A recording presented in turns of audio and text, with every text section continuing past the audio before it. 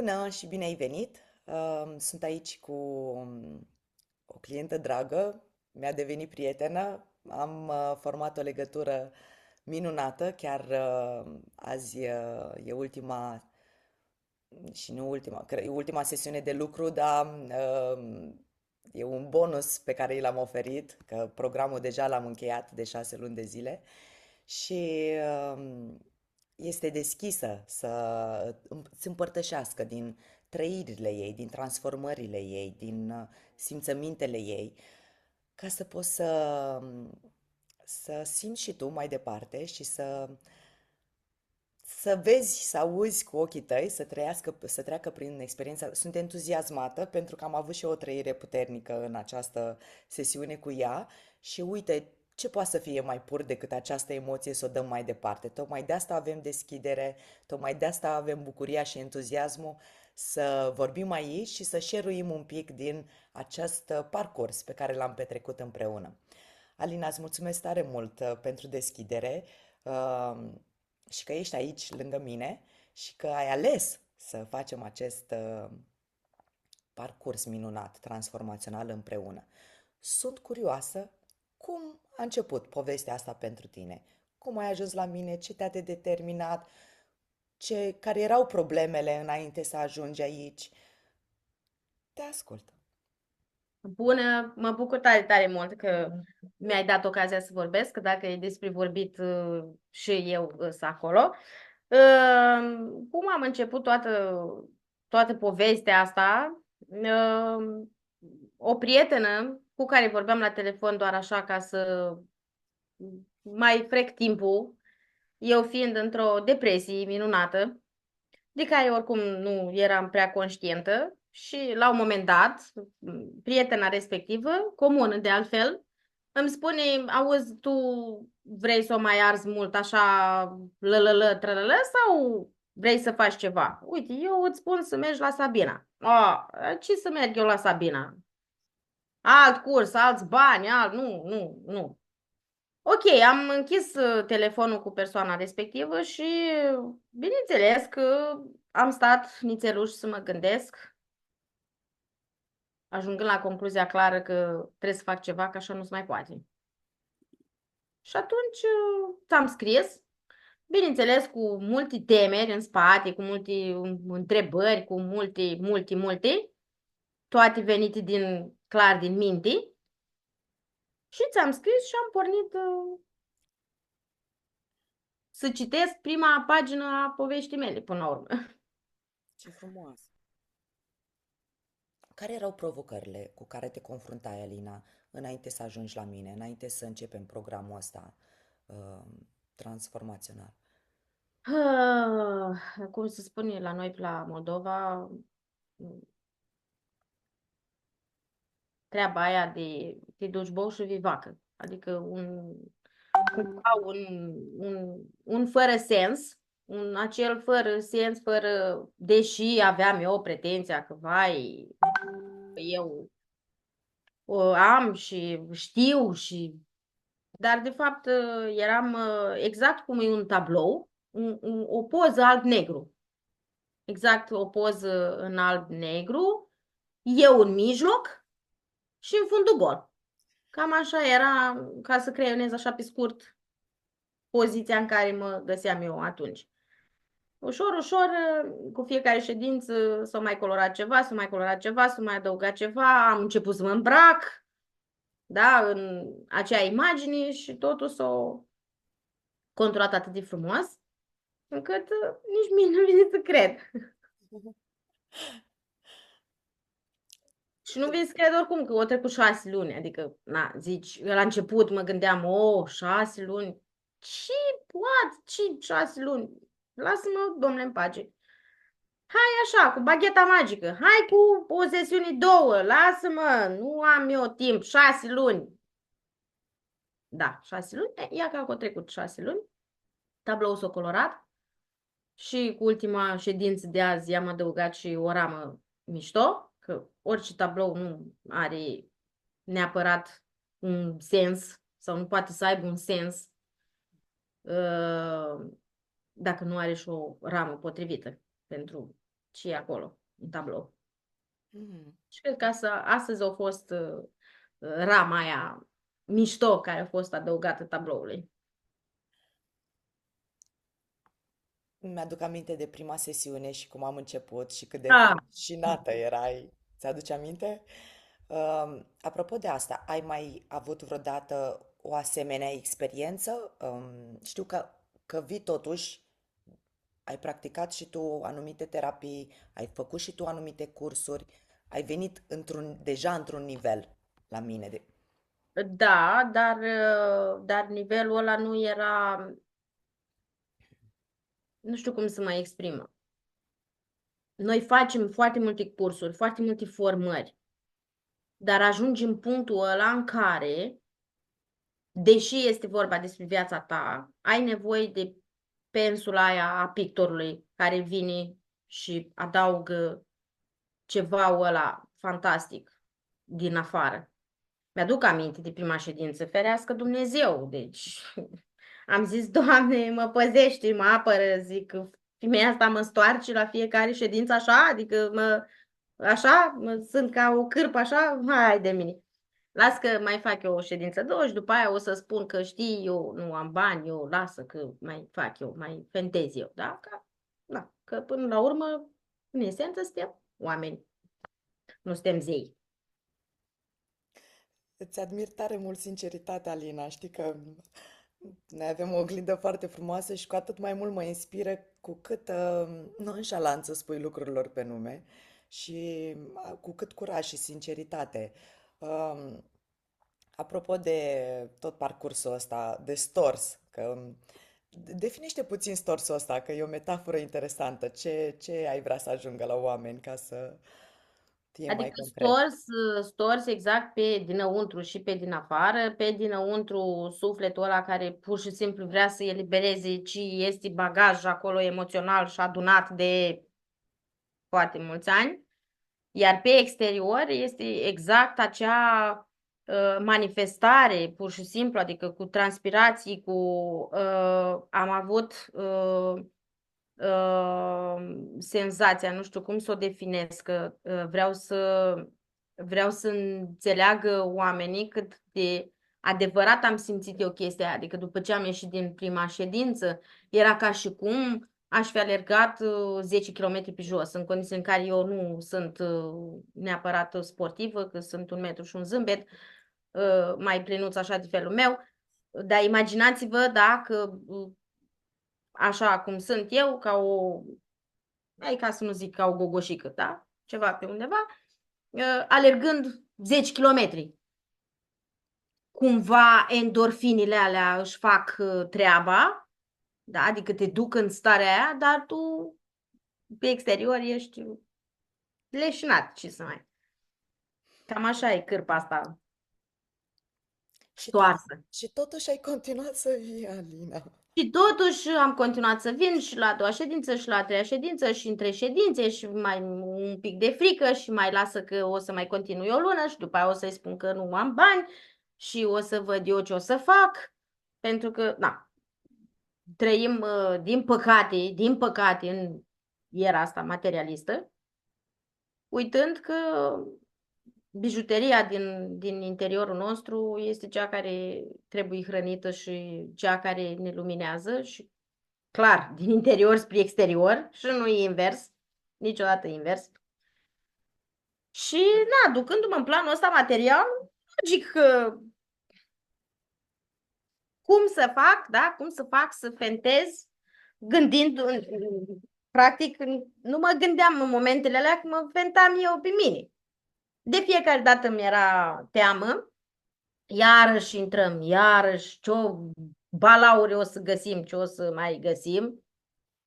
Dar ceva îmi transmitea clar că du-te, că acolo e bine. Cred că și cei care o să urmărească materialul ăsta sunt convinsă că de foarte multe ori în viețile lor au avut senzația asta clară că aud două voci.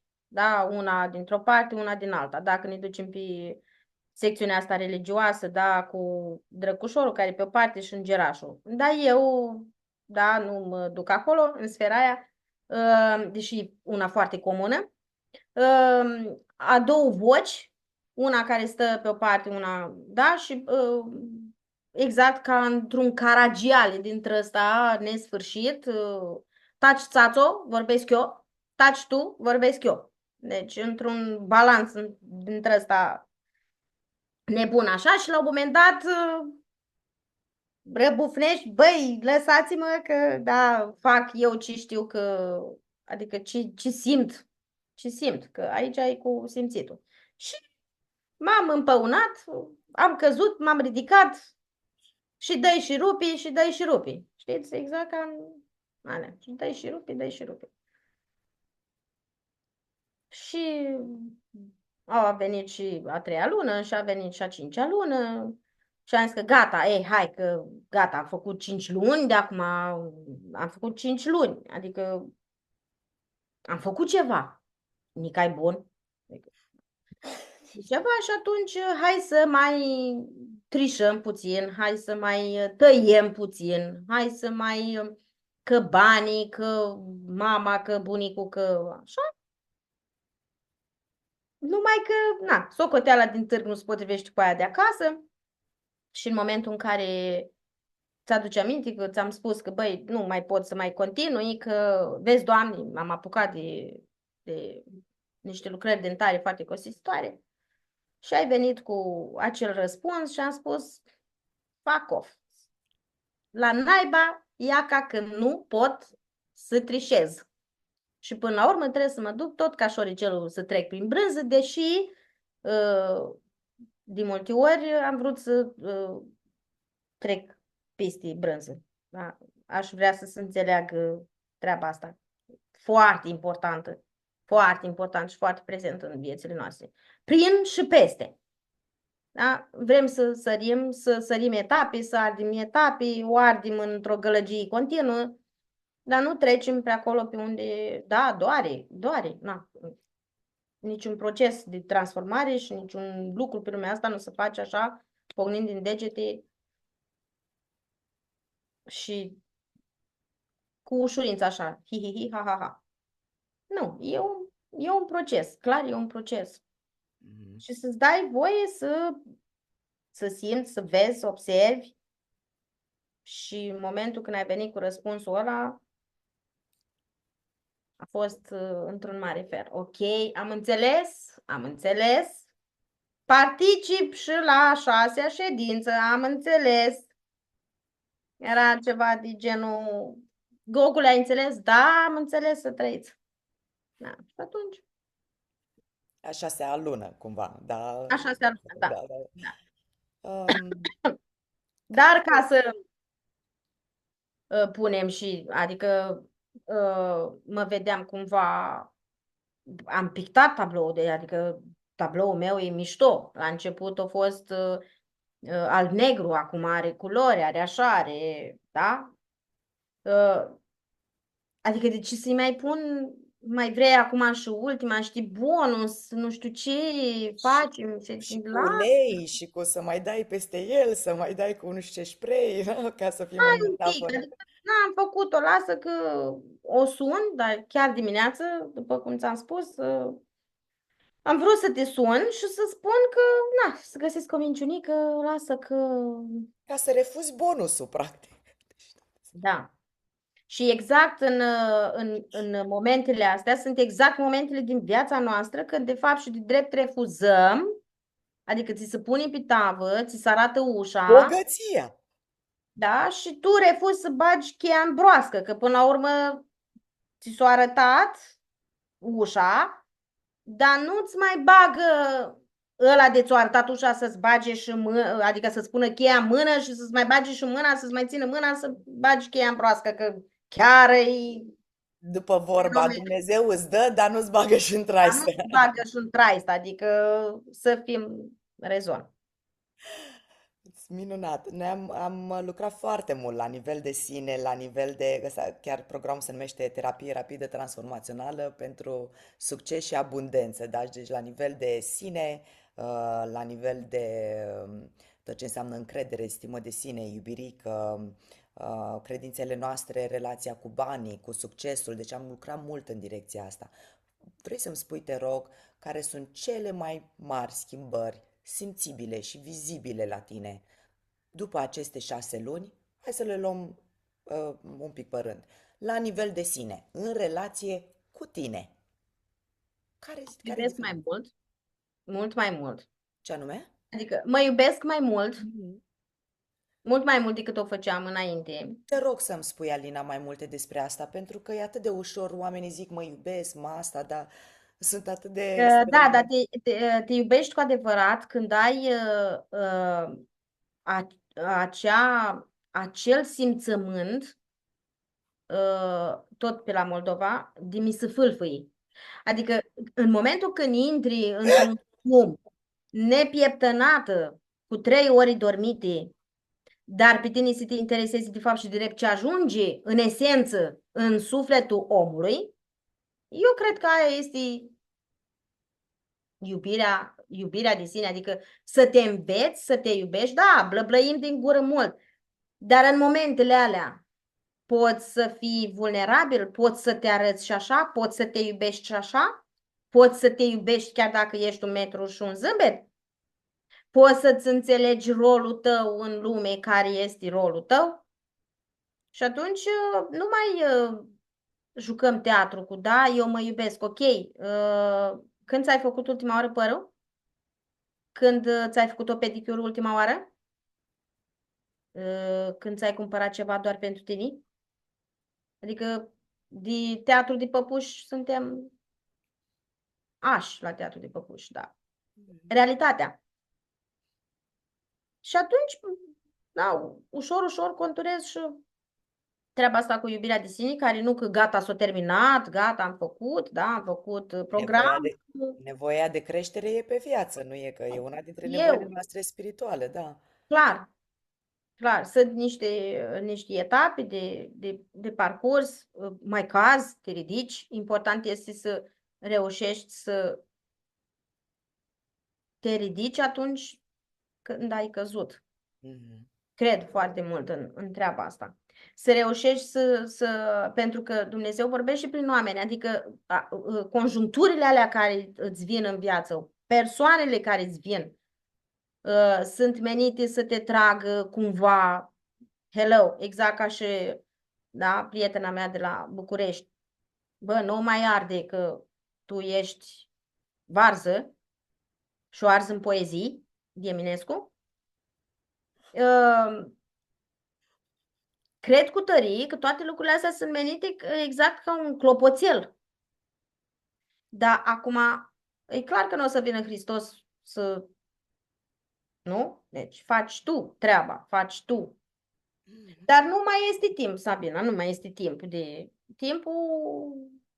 Timpul este ceva care este dăruit așa, pur și simplu, cu nonșalanță, discuțiilor de tot felul, uh, Netflix-ului, persoanelor care cred din noi că suntem prieteni, uh, joburilor care de fapt nu ne împlinesc de nicio culoare, dar noi mergem acum, acolo, da, pentru că te duci bău vivacă, pentru că salar, pentru că, da, dar și în interiorul tău, poate tu simți să fii, nu știu, cea mai tare călcătoreasă din tot Bucureștiul.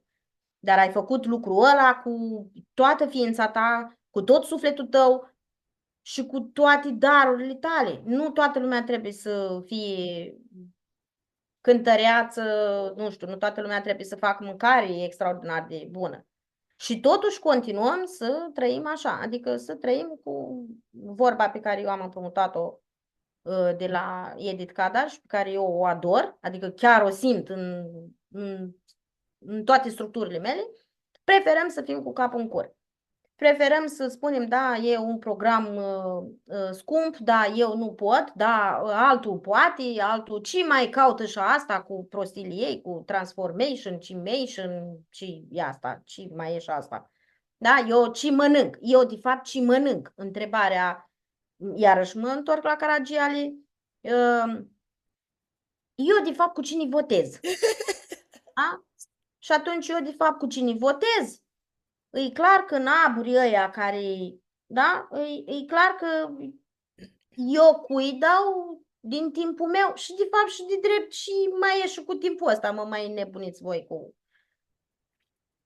Eu știu una și bună, mă duc, da, pentru că viața este grea, nu? Asta e, viața este grea. Nu este viața, este o sumă de alegeri pe care, un cumul, da? Niște alegeri pe care le faci pe parcursul vieții ăstea. Nu că îi grea, îi ușoară, îi așa, nu. Astăzi alegi să fii într-un fel, mâine poți să alegi să fie altfel. E de fapt despre alegeri. Asta într-o discuție inutilă versus a face un program care să te ducă pe un drum, sunt două lucruri total diferite. Putem să ne plângem că banii, că nu știu ce, sau putem să facem niște acțiuni în direcția aia și universul, apropo de ce-ți povestisem cu cartea, respectiv universul îți dă Bănuiesc. acele resurse clar. Dacă vrei să faci ceva, ca așa, dacă vrei să o arzi în poezii de Eminescu, dacă te simți bine, dacă te împlinești și poți să vezi lucrul ăsta dacă te împlinești sau să vezi ce mai simți tu în momentul când pui capul pe pernă. Ăla este momentul când, într-adevăr, vezi ce și cum și în ce fel. Când vezi că nu mai poți dormi, când vezi că nu adormi, pentru că gândurile dansează rock, atunci îți dai seama că, da, băi, e cazul să fac ceva. Sau poți să nu-ți dai seama, adică nu-i cu trezirea aia de dimineață, într-un fel e musai. Bine, unii nu se mai trezesc. Asta e altă poveste. Dar trezirea aia, bă, să mă trezesc să mă întreb ce fac eu. Ok, o venit și asta pe TikTok cu transformation-ul ei. Bă, despre ce o fi vorba? Despre ce? Dacă mă duc repede în plasa minții, dacă cât costă, dar eu n-am bani, eu nu fac, nu. Da? Și rezultatul, mâine te trezești tot Și ca o în aceeași paranteză, că la poziție. cât ai investit, Alina, că știu că ai investit până acum, a fost chiar așa scump programul ăsta față de ce ai primit Cred și că, cât ai cred mai că investit înainte? nu, că sunt ani de zile de scos capul din dos. Nu-i ca și cum eu, na, mai scoți o ureche în câțiva ani, următorii ani mai scoți altă ureche, cealaltă ureche, adică nu e cu... E un proces, e un proces, e un proces. Adică eu n-am venit la tine varză doar pentru că am făcut cursuri, n-am știut să le pun cumva în practică sau ce făcusem, sau toată cunoașterea pe care o aveam. Nu, ci la momentul respectiv era clar că era nevoie de asta. Așa cum fiecare curs mi-a arătat la momentul respectiv din viața mea, este nevoie să cunoști și aia și cealaltă și cealaltă și cealaltă. Punând în balanță valoarea adăugată față de material, cred că asta am vrut să subliniez. Nu există comparație. Dacă i-aș întreba pe cei care privesc materialul ăsta din ce energie fac ei banii, cred că ar da o mare virgulă. În primul rând că prima oară au fost oameni pe care eu i-am întrebat, ok, nu poți să cumperi nu știu ce obiect sau, dar din ce energie faci banii? Din aia că trebuie să mă duc și la naiba mâine iarăși e luni, iarăși mă duc la dobitocul ăla de șef, de coleg, de whatever. Adică banii mereu vor fi consecința interiorului. Nu, niciodată nu veți câștiga bani decât în măsura în care câștigul ăla s-a dus în interior. Adică becul întâi în interior aprins ca să poată să răspândească lumina în exterior. Atâta timp cât informațiile sunt de pe Netflix, valoarea aia vreau să mă refer aici la o formulă care se cheamă Ivalgar, da? Informațiile, viziunea asupra lumii, da? Dacă informațiile mele sunt de pe Netflix, viziunea asupra lumii e clar că va fi influențată de acele informații, da? Și atunci gândurile vor fi în consecință, da? Și acțiunile vor fi în consecință, da? Acțiuni, gânduri și rezultatul, da?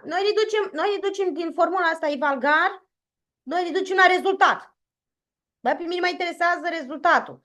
Păi da. Și care sunt informațiile, care este cunoașterea, care este viziunea care o ai tu asupra Care sunt, respectivului. care sunt credințele, care sunt emoțiile din care Da? acționez, Deci, apropo de cât de mult am lucrat pe frici, Alina, frica de pierdere, de eșec, de abandon, adică dar nu, eu nu sunt fricoasă, nu. Adică nu am frici, nu am. Mhm. Bun. Păi hai să ne ducem într-un episod din viața ta când ai fi vrut să faci altfel. De ce n-ai făcut altfelul ăla care te-ar fi dus la un alt fel de rezultat? Păi că X și cu Y, că stai, că tu nu înțelegi. Ei, ok, da, din frică. Și frica este o emoție foarte, foarte comună. da. Este una din emoțiile predominante în tot ce se întâmplă în teatrul ăsta pe pământ. Și apropo că ar fi tare, tare bine să înțelegem că tocmai frica asta este una din emoțiile de joasă vibrații care ține totul la nivel, da? La nivelul basicului. Și cât Și de mult atunci, impactează imunitatea noastră, apropo de recel, de condiții, de tot felul, exact, nu? exact. Dacă Apropo, e o apropo, frică, mhm. Apropo de asta, Alina, că mi-am adus aminte, ești una dintre persoanele care a avut cele mai multe somatizări în corp cu care am lucrat. Ce poți să spui despre asta, apropo de cât de profund s-a lucrat? băi, mi-a fost și rău, mi-a fost și bine, au venit dureri, au plecat dureri, dar pentru că sunt un om care lucrează cu el și știu că atunci când somatizarea este în corp, e clar un semnal de alarmă, clopoțelul care... Dar la fel, trebuie să fie, adică nu cu trebuie, chiar nu trebuie, Doamne ferește, nu trebuie. Ar fi bine să fii atent la nevoile corpului tău, pentru că în momentul când deja somatizarea ajunge pe corpul fizic, înseamnă că ești profund în păpușoi, profund, că te-ai pierdut Ce și alte, cumva mhm. trebuie să Ce alte ieși. schimbări, mă întrebam, ai observat în relația cu tine, în relația cu ceilalți? M-au întrebat, da, ce ai făcut? De regulă când fac ceva legat strict de mine, mă întreabă lumea, băi, tu ce ai făcut? Parcă ești mai altfel, parcă zâmbești altfel. Uh, Am prins încredere în mine, cel puțin după bonusul ăsta. Cum spuneam și la început, tabloul s-a conturat, eu trebuit fix acea uh, ramă ca să fie definit Ca să minunat. înțeleagă și telespectatorii noștri în ce a constat bonusul. În rest, toate sesiunile noastre au fost din viața asta. S-a lucrat pe regresie în această viață, de unde au venit blocajul, frica și etc. Iar bonusul? Bonusul ședința asta în vieți anterioare, bine, o să spuneți că n-ați vieți anterioare, noi avem o singură zi. Ei, eu vă zic să vă mai duceți, să vă mai documentați. Și eu credeam la fel că nu există ci reîncarnare, ci vieți ai trăit, da, ești creștin, n-ai cum. Asta pentru că informațiile sunt așa cum sunt. Uh, Suna așa oarecum, deși mai auzisem de ședințe de genul ăsta și cred că pe undeva să activase, da, exact frica de necunoscut, că doar unul din lucrurile pentru care nu trecem în acțiune este tocmai acea frică de necunoscut și de asta și vreau să te sun că m-am răzgândit, hai să ne ducem pe luni marți. Um, E ceva de nedescris. Îmi caut acum cuvintele ca să pot să spun că mă trezeam scoțând eu niște cuvinte din mine, nu că mă gândesc. De obicei, de asta nu există nici autenticitate și nici sinceritatea aia, pentru că trecem prin filtrul rațiunii, eu trebuie să mă gândesc înainte ce să-i spun Sabine, astfel încât Sabina să cadă pe spate, să fie maxim de impresionată, vai ce deșteaptă sunt eu, și atunci să duci în pe totul, esența nu este nicio esență și totul e cu mască, că doar, na, măștile sunt multe. E ceva, așa, au fost ceva divis. Iar Nici eu nu mă înțelegeam de unde scoteam, da, și acea imagine cu șoricelul, cu brânza, cu, domne, stai un pic, ce treabă am cu șoricelul și cu brânza. Am intrat așa într-un detaliu ca să puteți să vă... Bine, doar vă puteți imagina, clar, prin și cam cât pur de și profundă. simplu a fost elementul lipsă, pentru că tot ce am lucrat din viața Fel de asta ca și de blog. cireașă de pe tort. Exact! Superb, super, pentru Adică, că da, un cadou, spre exemplu, da, când facem cadou cuiva și îl punem frumos în cutiuță și suntem atenți la tot felul de detalii și ce hârtiuță și ce așa.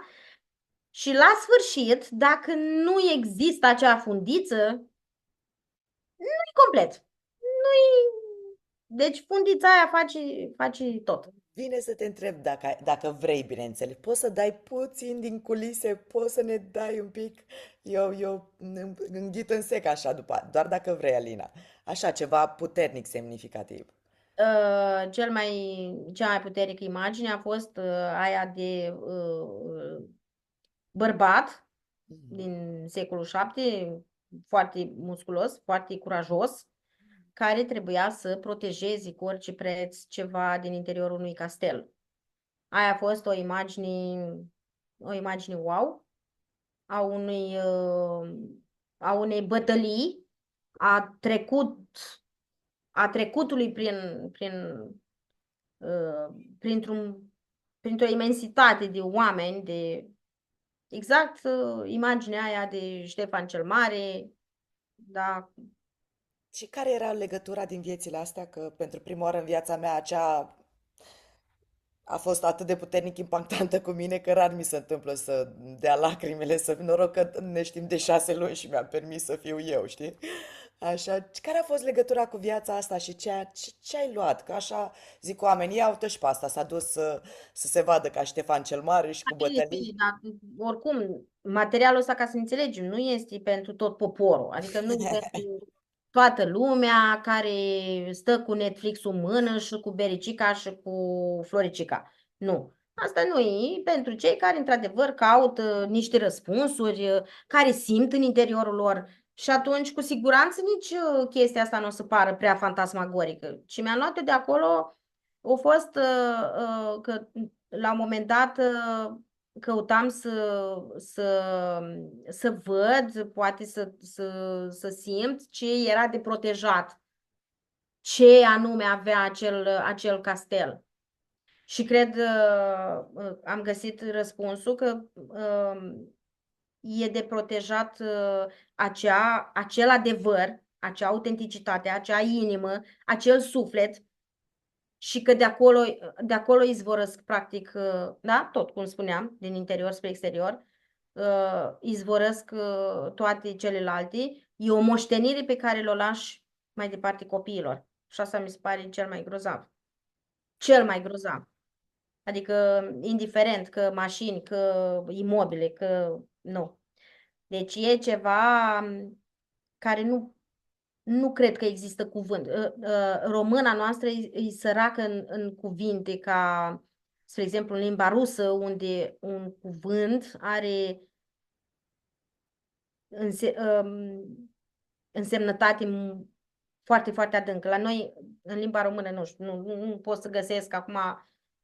Eu clar mi-am luat de acolo, din imaginea aia, fix ce aveam nevoie, fix am pus fundița pe cadou și mi-am dat seama încă o dată, dar cu mult mai multe uh, valențe, cu mult mai mult, nu știu, cu mult mai mult impact, uh, că într-adevăr sufletul este cel care ar fi bine să-l protejăm și să ținem la adevărul ăla interior. E pentru mine lecția care mă ajută care m-a ajutat foarte mult să-mi dau seama ce am de făcut de aici încolo. Apropo de partea de investiții, dacă ne gândim la partea materială, dar în momentul în care lucrurile le faci din energia aia care e absolut necesară ca să fii tu. Pentru că dacă ar înțelege lumea asta că nu suntem noi, ăia, noi, ci cu măști, cu multe, imaginați-vă că vă luați 100.000 de haine pe voi. Nu suntem noi. Nu este acea inimă, da? Ci cumva una ciuruită. Și ce interesant și ce credințe mai veneau și din viețile, știi, care impactau încă un pic viața asta. Fantastic! Acolo a fost extraordinar cu fricile, cu uh, lipsa încrederii în sine, Și mai ales în oameni, mai da? ales în oameni, da, da, și mai ales în oameni, Mhm. da, și că oamenii sunt mai puțin buni și toate restul. A fost, Mirobolant, cum spui tu. da, mirobolăncios de-a dreptul, da, da, da. Iar în relația ta cu banii, apropo, ce schimbări observi? În relația mea cu banii, păi, na, hai să spun treaba cu cartea. Vă spuneam că mi-am început să-mi lucrez dantura și medicul meu stomatolog, la un moment dat, îi spusesem într-o discuție că o să-i aduc Nectar pentru suflet, da? Cartea care mi-a dărâmat multe ziduri. Și i-am dăruit cartea fără absolut niciun fel de așteptare. Eu nu aveam nici o așteptare la momentul respectiv.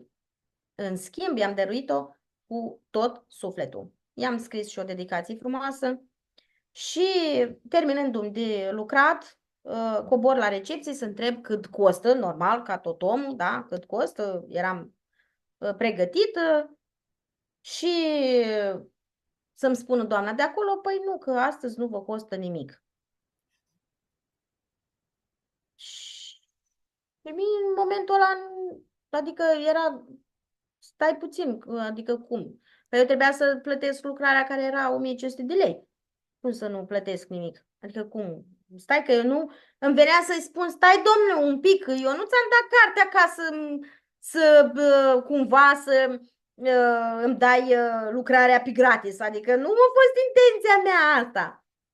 M-am dus acasă foarte, foarte bucuroasă și am realizat atunci ce înseamnă să faci cu adevărat un gest lipsit total de orice așteptare și universul să-ți răspundă pe frecvența pe care tu ai nevoie. Dar în momentul ăla erau niște întrebări, cum o să fac, cum așa, pentru că știi toată lumea că lucrările dentare nu sunt, da, 500 de lei și gata, ai terminat, ci sunt mii de euro.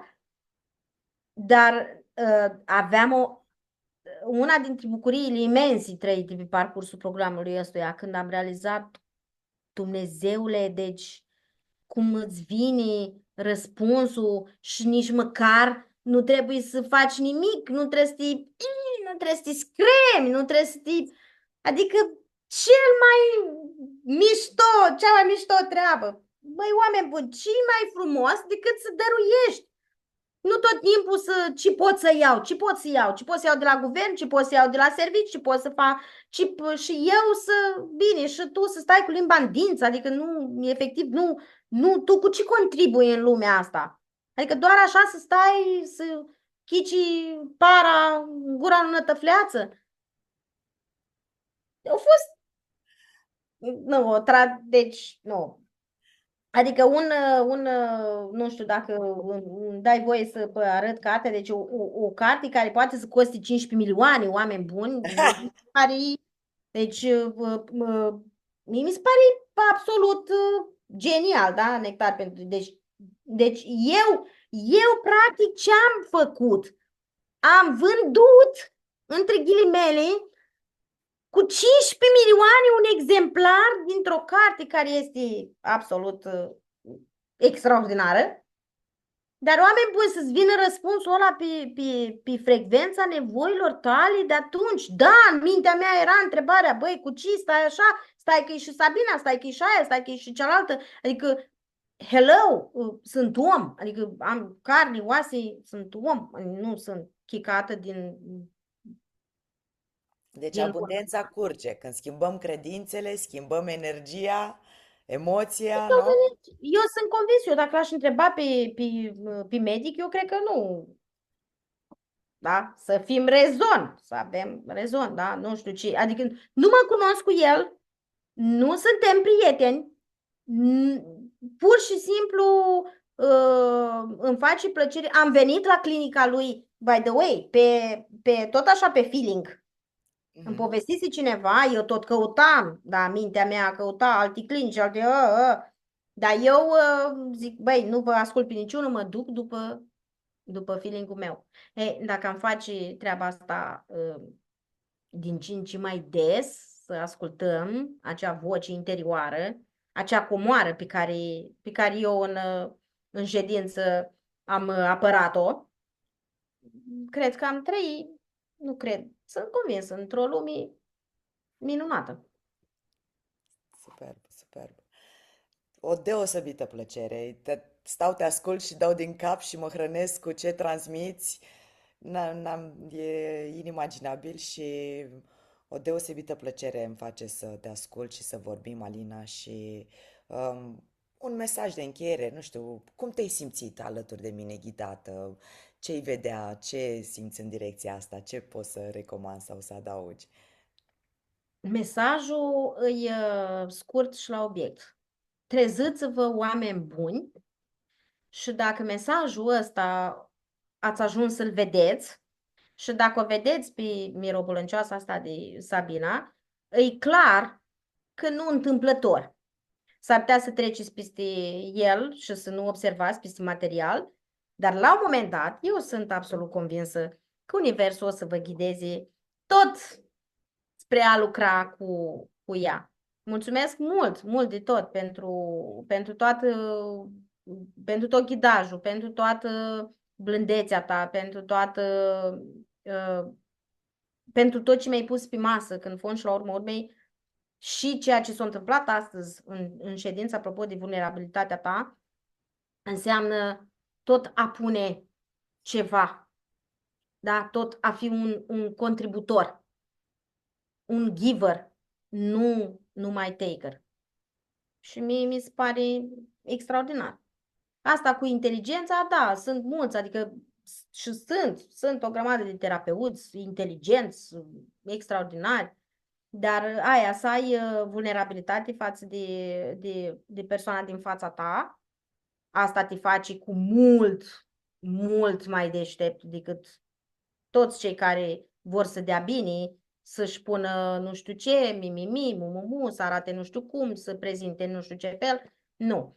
Dacă simți, dacă vezi materialul ăsta, dacă simți să mergi spre ea, mergi. E clar. Dar doar dacă simți. Adică acolo este cheia. Ca să poți să faci, adică munca asta între terapeut și persoana care vine în fața terapeutului e o muncă de echipă, e o muncă de a mă dezbrăca continuu și de a nu-mi păsa că mă vede. Știți cum mai sunt niște femei, vai, dar eu nu pot să fac sex pentru că nu sunt epilată pe picioare sau nu am nu știu ce. În procesul ăsta mă doare în pix, că nu sunt epilată, mă doare în pix, că am o gaură, fix de la suflet la suflet se întâmplă lucrurile. și sunt fix acolo unde trebuie, cu cine trebuie. Și nimic mai mult. Restul se adaugă, absolut tot. Adică a fost un trigger pentru mine, da, e mare lucru, băi, e mare lucru să-ți dai seama, da? Lucrez cu un terapeut care are părul pe care tu ți l-ai fi dorit toată viața ta, pe care nu o să-l ai ever, pentru că, guess what, tu trebuie să-l accepti pe al tău. Și prima sesiune a noastră, mi-aduc foarte bine aminte, cum își dădea așa, parcă cumva Nafa, ia uite ce păr am eu. Dar, bineînțeles, Sabina nu o făcea cu niciun... Nu știa ea ce pitici aveam eu în cap. Și zic, bine, am înțeles. Deci lucrez 6 luni cu asta care are părul până la cur și pe care e normal că trebuie să-l și suport. Ea e așa drăguță. Noi ne cunoșteam dintr-o altă conjunctură. Mi-a plăcut foarte mult partea asta de cumva de masculinitate în cea mai mișto formă feminină. Adică dintre asta de zic eu, o să spun acum pișlea, o pildoasă, adică exact chestia aia, femeia aia foarte tare. Și am zis ok, înseamnă că nu întâmplător, e clară treaba, mi-a apărut mirobulăncioasa și cu cel mai lung păr din tot sud-estul Europei. Și m-am învățat să îmi fie drag părul meu și să mă apreciez eu pe mine și să mă iubesc eu pe mine, fix așa cu părul pe care îl am. Este cel mai minunat păr pe care eu puteam să-l am și care, nu știu dacă neapărat trebuie să mă pun în evidență părul, ci fix ceea ce transmit și cum iese pe guriță. Deci îți mulțumesc maxim, până și părul tău a lucrat la ceva din mine, ca să nu mai spun de mansardă, de tot ce a fost, de procesul de ghidaj în sine, de care, lumea îl privește foarte jomanfișist așa. Ne raportăm la banii pe care trebuie să-i dăm. Niciodată nu ne gândim cam cât i-a luat ăluia să ajungă până acolo. Cam cât a investit el în el, astfel încât să poată să transmită mai departe. Ca așa pot și eu să spun că sunt expertă în fotbal. Da? Deci sunt expertă, domnule, eu știu, da, bun, ok. Și care au fost, prin ce trăiri? Prin câte meciuri? Prin câte campionate? Pe unde ai fost plecată? Și repejor îți dai seama despre ce în propoziția respectivă. Așa că mare lucru este să stăm un pic, să analizăm un pic, să nu ne băgăm cu capul în zid și să nu mai alergăm, cred că, după programele astea ieftioare, care de fapt pe scurt, nu o să putem ajuta niciodată pe nimeni decât de la nivelul de la care suntem noi înșine. Asta este foarte clar. Una mi este foarte clar. De asta, repet, programul nu este pentru muritorii de rând care stau cu telecomanda și cu făricica, ci pentru ăia care, într-adevăr, vreau și eu să știu ce-i cu mine pe lumea asta, de ce fac ceea ce fac, din ce energie o fac, să-mi vin în realitatea mea un om care, într-adevăr, să mă poată ghida spre mine însă, pentru că e foarte important. Așa și eu mă pot, da? Și eu sunt coach, dar nu, menirea mea nu-i în direcția aia. Deși, da, aparent aș putea să spun și eu să-mi dau valențe de coach, dar nu. Asta intră tot în autenticitate. Alina, am primit foarte mult acum de la tine și Mă am bucur. trecut prin plâns, prin râs, prin toate stările. Sunt extrem de emoționată. Îți mulțumesc pentru tot ce ai zis.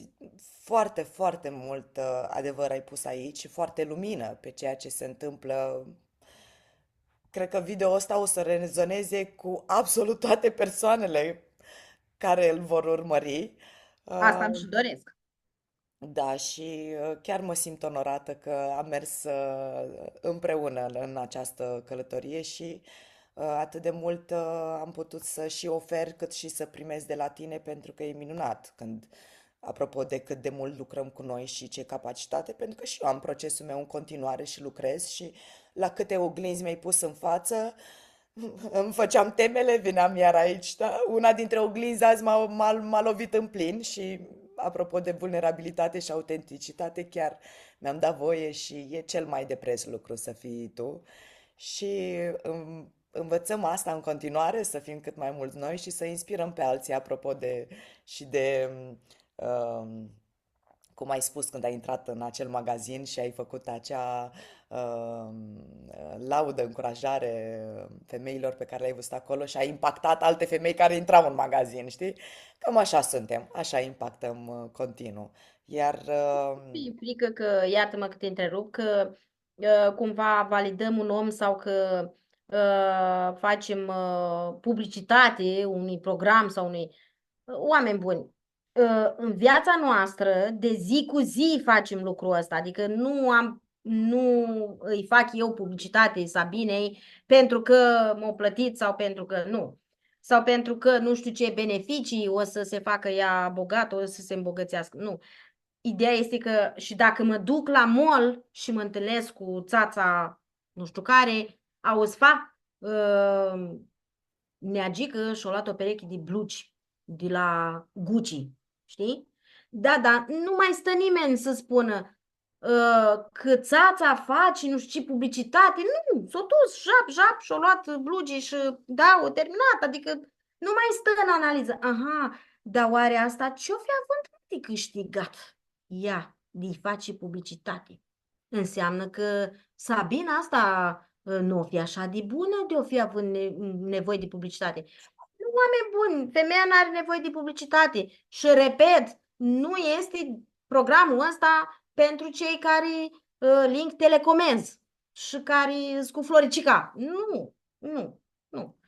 Dacă vrei să știi ce cu tine pe pământul ăsta, ce mai cauți tu, ai vreo menire sau menirea ta e să fii bou, să te duci vacă și 7 zile din 7 și să trăiești perfect normal. Azi am văzut cum ridica în slăvi o mămică pe Facebook și asta trebuie să o spun ca să nu fac vreo ceva să-mi rămână în gât. Nu de alta, dar am lucrat totuși pe fricile de moarte și pe alte treburi. Ridica în slăvi un articol în care spunea ce bine trăim noi diminețile când dăm mâncare copiilor și se duc la școală și nu știu ce și noi ne ducem la serviciu și ne întoarcem de la serviciu și vin copiii de la școală și mâncăm și vine seara și ne culcăm în râsetele copii sau mă rog, în fine, era o aberație. Um, și a doua zi o luăm de la capăt și mi venea să spun, what the fuck? În ce lume trăiești, femeie? Și adică ăsta este normalul pentru tine. Deci fix, mă trezesc bou, mă culc vacă. 5 zile din 5 zile. Ce happy sunt eu, ce viață minunată am eu. Serios? Și îmi venea să-i scriu, păi bine, dar de trăit, de simțit, de, de treburile dintre alea cu sufletul. Unde mai este? Unde nimic? Eu n-am citit nimic, eu n-am văzut nimic, eu nu, căutam. Pe bune dacă nu, am citit textul ăla de 2 ori. Deci era ceva ca și cum, vai, minunat spus. Deci, adică artificial, exact ca inimioarele cele care le dăm așa de aiurea, ca să nu spun de-am bipulea acolo. N-am citit, am citit pe diagonală, dar noi dăm cu inimioara, dăm cu like-ul, dăm că suntem importanți, noi știm. Adică, na, dacă nu mai știe românul fotbal, înseamnă că nu mai știe nimeni nimic. Mă duc cu vorba... e, Uh, este, fără doar și poate, cel mai savuros, cel mai bogat Uh, Cel mai plin de emoție testimonial pe care l-am primit vreodată și tu știi, Alina, că ai darul vorbirii și asta se vede și mai ales după Și după cât de atâtea mult, ședințe, după atâtea ședințe și cât de mult ai lucrat, adică, băi frate, ai venit, te-ai prezentat, da, cu toate frustrările, fricile, etc. Ți-ai ascultat tot timpul înregistrările, apropo de reprogramarea mentală și tot ce am instalat apoi în mintea ta ca să poți să, apropo de rapiditatea procesului și cum s-a desfășurat, că 6 luni față de ani de zile de terapie cât sunt obișnuiți oamenii, nu?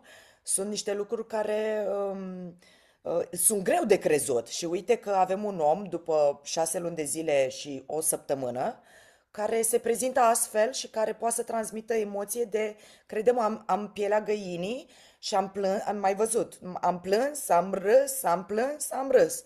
Și cu asta rămânem. Dacă ne trebuie cu ce rămânem? Păi cu emoția, cu bogăția interioară, nu? Calitatea oamenilor pe care îi avem în jurul nostru, că toți ne plângem de superficialitate, ne plângem că nu reușim să ne conectăm, ne plângem, dar oare ce suntem dispuși să facem cu adevărat, știi? Iar tu pentru mine chiar ești un exemplu. Mă bucur că acea prietenă comună m-a recomandat și te-a recomandat. Cumva știai de mine de cu câțiva ani în urmă, însă n-a fost momentul, că și eu am crescut mult în ultima perioadă și uite cum ne-am întâlnit, știi? Ai luat aurul de coarne, ai venit și uite cum ești, adică jos cu pălăria.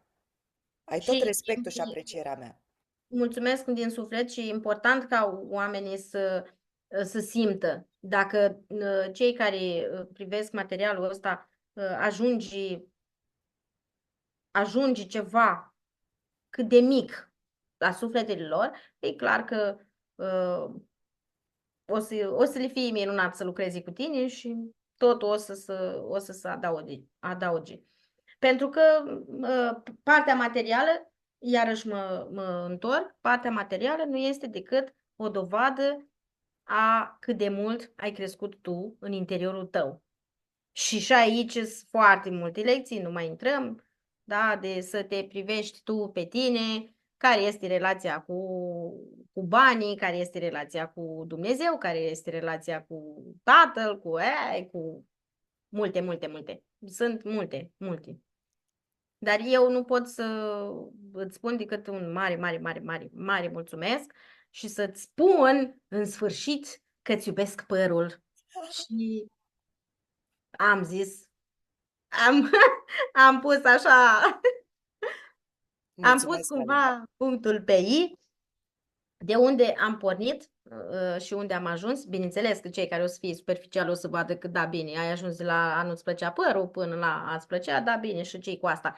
Dar nu-i nimic, tu rămâi acolo cu capul în dos, deci nu este nevoie de tine, chiar nu, adică și terapeutului trebuie să îi fie drag să lucreze cu tine, să-i fie simplu, că așa dacă, adică nu, și după cum bine te știu, nu ești omul care să pierzi vremea așa doar de dragul că o pierzi, că vreau eu să fac un material, un program dintre ăsta, hai să mai fac și cu Gică și cu Marița și cu Ion și cu Vasile, că taci bă, că să câștigă bine. Nu, nu. Adică faptul că ești una dintre puținii oameni care se respectă și asta nu a fost nevoie să mi-o spui, adică nu prea mult știu din viața ta personală, dar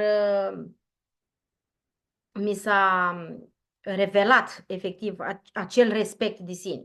Adică nu lucrăm cu toate găinile din ogradă care au pe arichi sunt murdare de nu știu ce. Nu. Dacă ești dispus să faci ceva, te duci, te speli. A, să înțelegi metafora. Repet, pentru cine vrea să înțeleagă, bineînțeles. Să vină înspre tine, Sabina, oameni care își doresc să facă schimbări în ei înșiși, își pun niște întrebări, caută răspunsuri, caută omul potrivit care să arate ușa potrivită către sufletul lui. Mulțumesc că mi-ai arătat-o pe a mea și mi-ai dat ocazia să bag cheia în broască. Da, puteai tu să închei altfel decât iar să mă emoționez. E minunat. Ești minunată și îți sunt profund recunoscătoare și cred că încheiem așa că nu, cuvintele sunt de prisos în momentul ăsta. Îți mulțumesc, Alina, cu multă recunoștință. Eu.